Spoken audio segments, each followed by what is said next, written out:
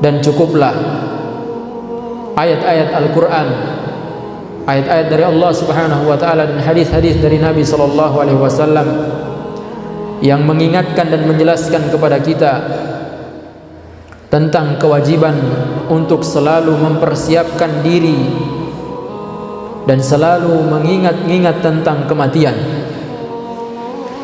Allah Subhanahu wa ta'ala berfirman di dalam Al-Quran, kullu nafsin dha'iqatul maut wa innama tuwaffawna ujurakum yawmal qiyamah faman zuhziha 'anil nar wa udkhilal jannata faqad faz wa mal hayatud dunya illa mata'ul ghurur.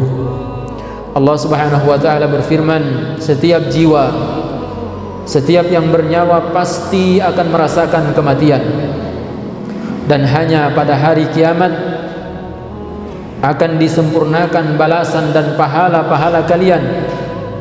Maka barang siapa yang dibebaskan, yang dijauhkan dari api neraka dan dimasukkan ke dalam surga, maka sungguh dialah orang yang sangat beruntung.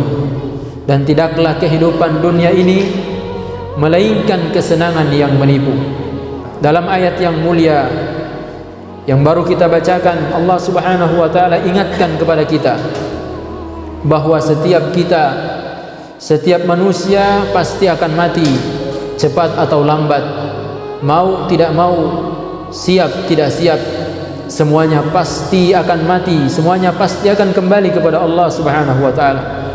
Dan Allah juga mengingatkan di dalam ayat tadi bahwa sesungguhnya setelah kematian ada hari pembalasan, setelah kematian ada hari kebangkitan, setelah kematian ada hari pengadilan.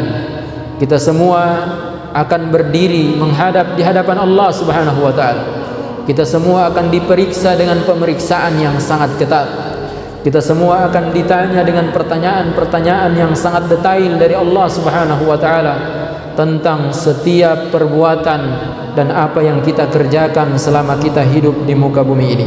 Lalu kemudian Allah Subhanahu wa ta'ala juga menjelaskan di dalam ayat tadi bahwasanya orang yang paling berbahagia, orang yang paling sukses dan paling beruntung adalah orang yang ketika hari kiamat dia diselamatkan oleh Allah Subhanahu wa ta'ala dari neraka dan dimasukkan ke dalam surganya Allah Subhanahu wa ta'ala.